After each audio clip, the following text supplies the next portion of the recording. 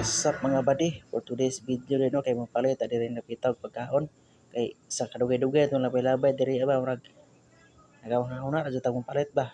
Sa karon higayon na ra pod sa may tunugan mga unta.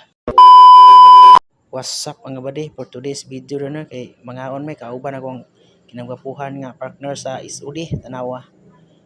Dirita malabay sa Dabas kay wala matay budget ani pero ang atong ruta karon kung asa ta mga diri sa Twin Bee restaurant nga hastang pagkabaratuha ug hastang pagkalamia nawa pinawitik pud sa uwag sabaw di kung kauban na niya nga hastang pagganita nya ako pinaplastada na diri sa lamisa nawa andam na kayo itong pagkaon na riya unsa may tunugayan mga unta kay hasta nang pagagutuma na dili po kansin akong usa ka kauban niya pasimuaw po sa iya kay gigutom na kuno siya aw klaro mo kay gutom na kay ang plato hastang pagkasinawa o di ara Tanawa.